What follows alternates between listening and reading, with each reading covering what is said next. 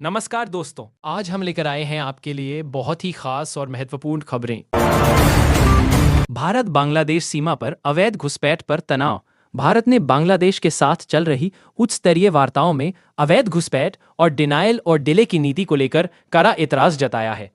गृह मंत्रालय के अधिकारियों के अनुसार सीमा पर पकड़े गए अवैध प्रवासियों की वापसी में ढिलाई से दोनों देशों के संबंधों पर दबाव बढ़ रहा है। भारत चाहता है कि एन्क्लेव और संवेदनशील कॉरिडोर वाले इलाकों में ज्वाइंट पेट्रोलिंग और तेज वेरिफिकेशन मैकेनिज्म लागू हों, ताकि स्थानीय जनसंख्या के बीच बदलते डेमोग्राफिक संतुलन को लेकर उठ रही राजनीतिक चिंताओं को शांत किया जा सके। विश्लेषकों का मानना है कि अगर ढाका ने सहयोग नहीं बढ़ाया तो सीमा प्रबंधन और वीजा नीतियों पर बड़े फैसले किए जा सकते हैं, जिसका असर ट्रेड और लोगों की आवाजाही पर भी पड़ेगा। नारी रिपोर्ट। मुंबई, कोहिमा सबसे सुरक्षित शहर, महिला सुरक्षा पर आई ताजा नारी रिपोर्ट के अनुसार मुंबई और कोहिमा भारत में महिलाओं के लिए सबसे सुरक्षित बड़े शहरों में गिने गए हैं, जबकि पटना, जयपुर और दिल्ली को सबसे कम सुरक्षित श्रेणी में रखा गया है। रिपोर्ट में अपराध के आंकड़े, सार्वजनिक परिवहन में सुरक्षा, स्ट्रीट लाइटिंग और पुलिस रिस्पांस टाइम जैसे मापदंडों का विश्लेषण किया गया। दिल्ली और कुछ उत्तरी शहरों में स्टॉकिंग, छेड़छाड़ और रात में चलने वाली सार्वजनिक बसों में अपराध के मामलों को खास तौर पर चिन्हित किया गया है। विशेषज्ञ मानते हैं कि कानून सख्त होने के साथ साथ पुलिस में महिला कर्मियों की संख्या, सीसीटीवी नेटवर्क और तेज ट्रायल प्रक्रिया पर जोर देना होगा, तभी ये शहर सुरक्षा रैंकिंग में सुधार कर पाएंगे। 3. आरएसएस प्रमुख का जनसंख्या संतुलन पर बयान। राष्ट्रीय स्वयंसेवक संघ के सरसंघ चालक मोहन भागवत ने एक कार्यक्रम में जनसंख्या असंतुलन को लेकर चिंता जताई और कहा कि धर्मांतरण और अवैध आव्रजन इसकी बड़ी वजह है। उनके अनुसार जनसंख्या नीति सभी समुदायों पर समान रूप से लागू होनी चाहिए और देश हित में दीर्घकालिक योजना तैयार की जानी चाहिए।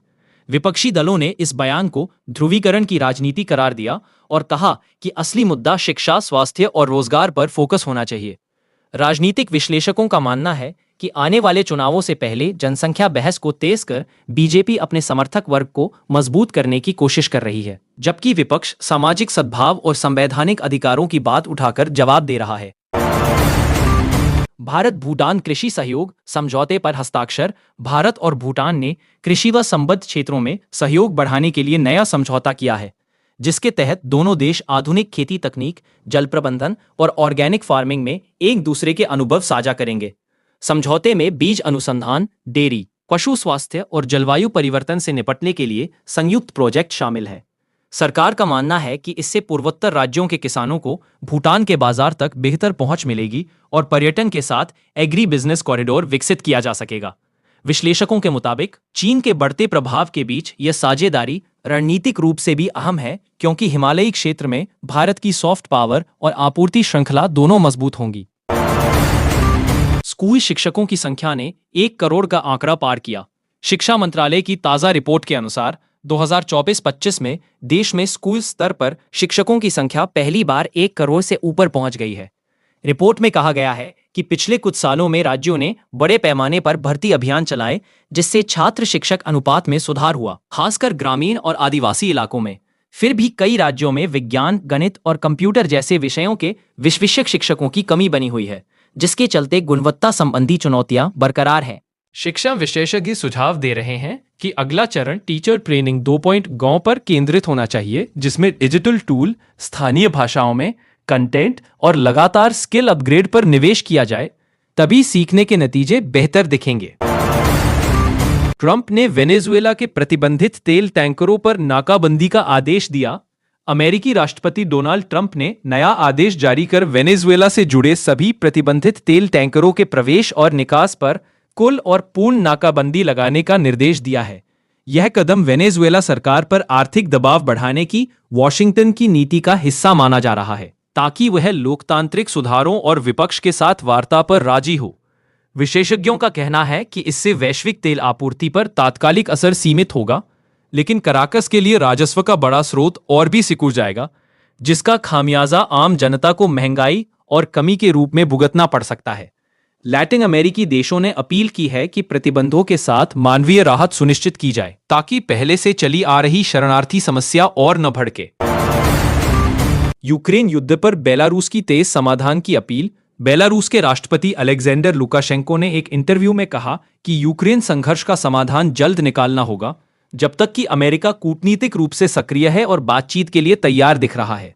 उनके मुताबिक लंबी खिंचती जंग यूरोप की सुरक्षा और अर्थव्यवस्थाओं दोनों के लिए घातक साबित हो रही है, जबकि रूस और यूक्रेन दोनों को अब यथार्थवादी समझौते की तरफ बढ़ना चाहिए।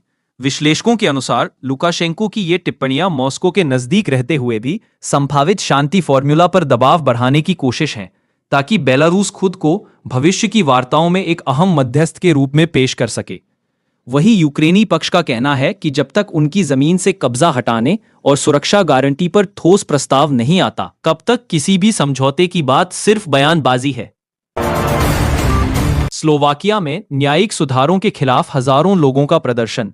स्लोवाकिया की राजधानी ब्रातिस्लावा समेत कई शहरों में हजारों लोगों ने प्रधानमंत्री रॉबर्ट फीको की सरकार द्वारा लाए जा रहे न्यायिक सुधारों के विरोध में मार्च निकाला।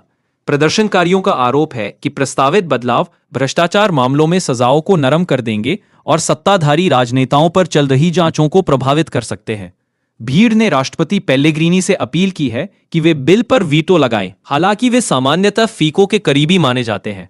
यूरोपीय संघ भी इन सुधारों पर नजर रखे हुए है और संकेत दिया है कि अगर न्यायिक स्वतंत्रता से समझौता होता दिखा तो फंडिंग और कानूनी कार्रवाई जैसे विकल्पों पर विचार किया जा सकता है। ट्रंप ने यात्रा प्रतिबंध सूची में नए देशों को जोड़ा, समर्थन घटकर 29%। अल जजीरा की रिपोर्ट के अनुसार अमेरिका ने अपने यात्रा प्रतिबंधों का दायरा बढ़ाकर सीरिया और फिलिस्तीन सहित 5 अरब और अफ्रीकी देशों को नई सूची में शामिल कर लिया है। नागरिक अधिकार समूहों ने इसे मुस्लिम विरोधी और इस्लामोफोबिक राजनीति बताया है और अदालतों में चुनौती देने की तैयारी शुरू कर दी है। इसी बीच एक नवीनतम सर्वे में ट्रंप की मंजूरी रेटिंग 29% तक गिर गई है, जिसमें अधिकतर उत्तरदाताओं ने अर्थव्यवस्था और रोजमर्रा की महंगाई से जुड़ी चिंताओं को प्रमुख कारण बताया। विश्लेषक मानते हैं कि कड़े इमिग्रेशन कदम उनके कोर वोट बैंक को तो मजबूत कर सकते हैं, लेकिन मध्यमार्गी और अल्पसंख्यक मतदाताओं में नाराजगी बढ़ने से 2026 के मिड टर्म चुनावों पर असर पड़ सकता है। 10 फ्लोरिडा के गवर्नर रॉन डिसैंटिस के खिलाफ CAIR की कानूनी लड़ाई। अमेरिका की प्रमुख मुस्लिम संगठन council on American Islamic relations CAIR ने फ्लोरिडा के गवर्नर रॉन डिसैंटिस के खिलाफ मुकदमा दायर किया है। संगठन का आरोप है कि राज्य सरकार ने उसे आतंकवादी करार देकर उसकी राजनीतिक वकालत और फिलिस्तीन समर्थक अभियानों को दबाने की कोशिश की है, जो अभिव्यक्ति की स्वतंत्रता के संवैधानिक अधिकार का उल्लंघन है। केस का नतीजा केवल केयर ही नहीं बल्कि पूरे देश में एक्टिविस्ट समूहों और प्रोटेस्ट मूवमेंट के लिए मिसाल बन सकता है, क्योंकि इससे यह तय होगा कि राज्य सरकारें सुरक्षा के नाम पर कितनी दूर तक जा सकती हैं। डिसैंटिस प्रशासन का कहना है कि उनका कदम राष्ट्रीय सुरक्षा और चरमपंथी विचारधाराओं के खिलाफ सख्ती के लिए जरूरी है, जबकि आलोचक इसे इस्लाम विरोधी राजनीति बताते हैं। अगर आपको ये वीडियो पसंद आया हो तो इसे लाइक जरूर करें, अपने दोस्तों और परिवार के साथ शेयर करें। कमेंट में बताएं आपकी कौन सी खबर सबसे ज्यादा प्रभावित करने वाली लगी।